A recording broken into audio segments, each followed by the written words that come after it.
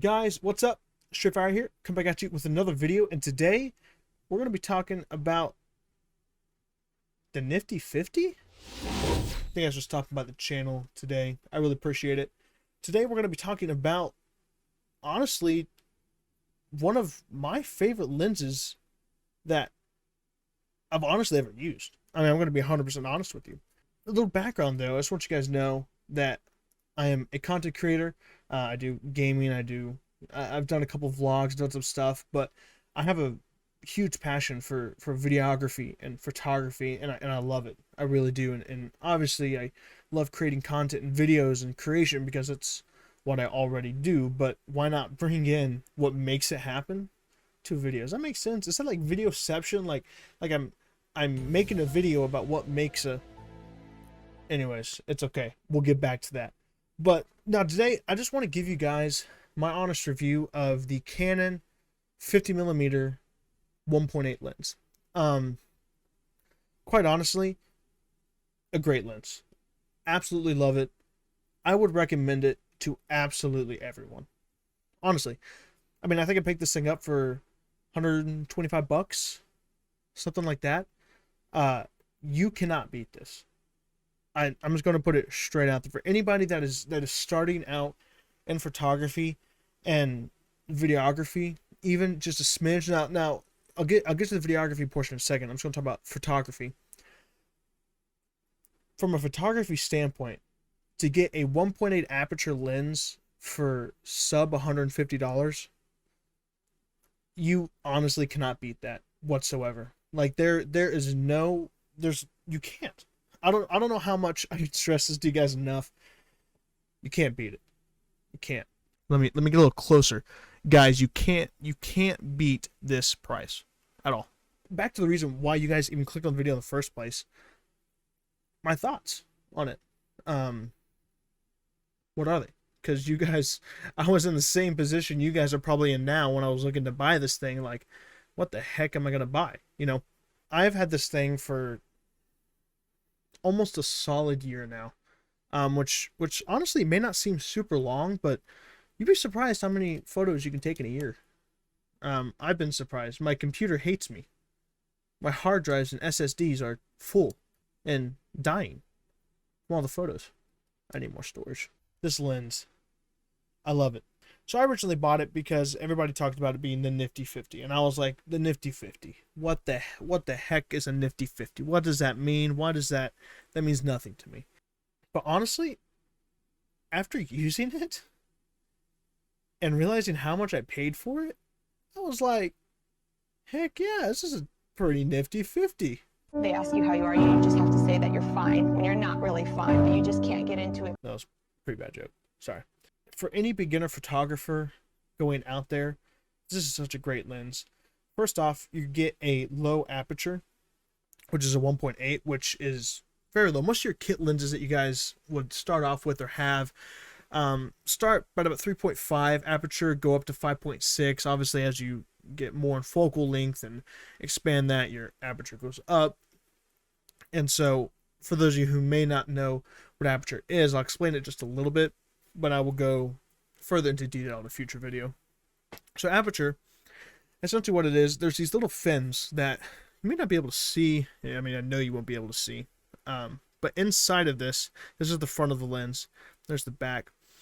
Inside of this lens, it has these little fins that will essentially open up and create a bigger hole, for lack of better terms right now, to allow more light in. And so the lower your aperture, the wider, the more light that can be captured in from the sensor of your camera. And so what that creates is you have this very nice like depth of field, and I'll show some examples here. You have this like super blurry background, nice depth of field, super just like beautiful pictures. You can't go wrong with them, quite honestly. What's also great is that when you have these lower apertures, you also allow more light into your lens, and so they do a lot better in low light situations compared to more typical kit lenses that start off at a 3.5 aperture and go upwards from there. So for 125 bucks, to get a lens with the 1.8 aperture, which quite honestly, if you just bought a camera, so say you just bought a camera, and you bought a mid-range one, so you're talking about, I would say, you know, $600 to $800. Get a kit lens with it, do a little bit of stuff, and you're like, man, I kind of want to get another lens. And so everybody out there's going to be talking to you about different lenses that they have, and oh my gosh, like these are really good.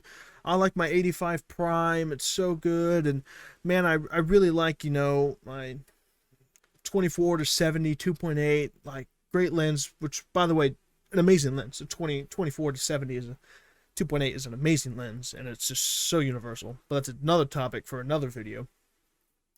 But honestly, I mean, when I was in this, I got overwhelmed because when I started looking at lenses, I mean, they were $300, $400, $500. I mean, the cheapest I saw, the 24 to 70 at the time, was almost $2,000, and I was like, no, no, no. I just spent $800. I'm not about to spend another $2,000, or let alone, you know, $500 right now to buy a new lens. That's crazy. That's insane. But then you see all these other people like, oh, these pictures are so good, or you catch yourself in the position I was in where I still had, you could still get that depth of field, that blurriness in those pictures, and I'll show some examples here. But one, obviously they're not going to be as smooth and as, I don't want to say textured, but like blurry as would a lower aperture.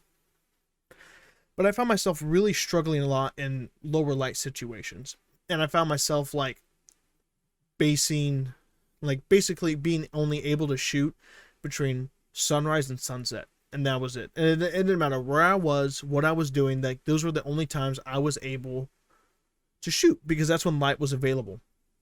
And obviously I shot past that, and I'm using that as telling you that I caught myself when having low light situations, and I was very cautious, and honestly, I'm gonna say I missed a lot of opportunities, but missed a lot of times where I could have taken advantage of something, but did it because I was afraid of it being too low in light and the picture not looking good, something like that.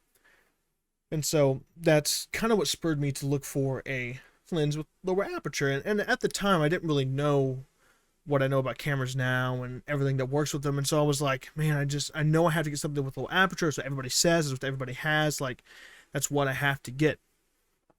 And that's what I got. But when I began looking, obviously I was like, oh my gosh, I'm about to drop $1,000 on camera equipment, because that's what I have to pay in order to get good quality photos. Which one is not true at all. Not true at all. You can get amazing quality photos with a kit lens. To me, it's not the camera. It's not the camera or the lens or the body of the lens.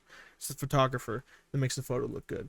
Because I have seen amazing, amazing photos taken by photographers that have used a base model DSLR with the kit lens, with the 18 to 55 kit lens. Honestly, and it blows me away, because I got caught up in that niche that you have to have nice quality equipment to get these professional looking photos. So aside from that little step side, the Canon 50mm, the Nifty 50, as a lot of people call it, packs a lot of punch. This thing will knock your feet off, bro. I didn't say that right. Knock your feet off. Knock your socks off. That's what it is. My bad. But honestly, it's such an amazing thing. I'll drop a link in the description. You guys pick up on Amazon for the current pricings. But for $120, $125, I mean, probably maybe $130. I think you can go to your local Best Buy, pick this thing up for $130. I hands down recommend this lens to anybody and everybody, especially beginners out there who are on a very tight budget and want to get that nice depth of field, that nice just creaminess of saying the wrong words, but you get what I mean. There's beautiful, beautiful pictures, and this is it. This is it. When I first looked at getting this lens, I was kind of like, man, you know, what am I going to do? Blah, blah, blah, blah, blah. don't regret it. I do not regret it whatsoever. From my experience, from a photographer standpoint, this has been awesome. A few downsides that I will give to you. First off, it's a prime lens, which for those of you who don't know what a prime lens is, a prime lens means that it is a fixed focal length, meaning that it does not zoom in or zoom out, you know, talking in those types of sense. It is stuck at a fixed focal length of 50 millimeters, and that is where it's at. And another caution of word to you guys, this is a full frame lens. It's a Canon EF mount, which is beautiful, especially for you guys who have full frame sensors. But if you guys have a crop sensor camera, you will have to multiply this 50 millimeters by the crop factor, which varies, I think, depending on the camera. I want to say 1.6, but I'm probably wrong. I'll put it on the video somewhere, wherever I put it, to correct myself. You have to multiply this by that crop factor, having a crop sensor, which actually makes it, you know, more of a, I don't know, 78 or 80 or somewhere around there millimeter shot compared to on a full frame, where this would be just a little bit wider since it's not a crop sensor. That's another topic, another video. From a perspective of a videographer, because while I love photography and I love doing that, I really, really have a passion for video. I love it. And I won't lie to you guys, I was very curious. So I have my camera and I went to go shoot a wedding. And I have a Canon, not a Canon, excuse me. I have a Ronin SC gimbal, 3-axis gimbal. And I had my camera set up on there, very good. And I was like, you know, I wonder how this thing would fare. Because a lot of lenses have, some of them have like built-in image stabilization, some of them don't. A lot of the kit lenses usually have an image stabilization built into them. So doing some handheld, small short videos are typically pretty well. Some camera bodies have image stabilization in them. If they don't, they may have digital, which digital isn't as good, but in a pinch can really help you out and do really well, especially if your lens does not have image stabilization.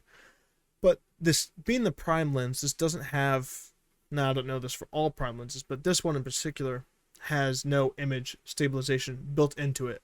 All it has, as you guys can see, is the auto focus and manual focus.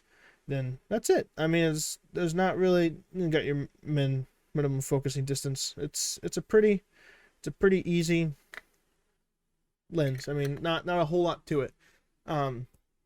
But I threw this on my camera and put it on a gimbal, and I shot a whole wedding using this. I did.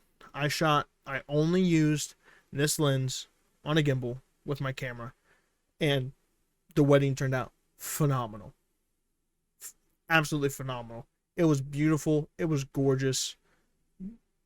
Couldn't even tell that I didn't have image stabilization whatsoever. Now, what's funny is that I didn't know it at the time when I shot the wedding, but I found out probably, 4 months ago that my Canon camera, I have a Canon SL3, it has digital image stabilization, which, like I said before, it's not as good as actual image stabilization, meaning when it's a digital image stabilization, it kind of zooms in to your shot, and so that way you have more wiggle room for the shot to stay steady than it would if you're just moseying about and doing all of that stuff that you guys do. I don't know. My phone is like blowing up right now. I don't want to talk to people. Sorry, if that's you and you're watching this, you know who you are. Or maybe you don't. Gonna get back to it. I shot the whole wedding using this 50mm, and it turned out phenomenal. It was amazing. I loved it. And then, like I said, later I found out that my Canon SL3 has digital image stabilization. Awesome. So, from a videographer standpoint, I can't say I would recommend you getting this lens at that price point for doing video. First off, it's a 50mm focal length, which is it's a pretty tight shot. It honestly really is. For video, you really need a wider shot. I mean, they make some other lenses. They call it the pancake lens. It's a 28 millimeter 2.8. I think Canon makes just a little bit more pricey than this. I personally don't have it because when I was going to buy it, I found out that people called it an okay lens, and I was like, okay, that's it for me. So I can't say that if you're doing video, strictly video, that I would recommend this to you for a couple of reasons.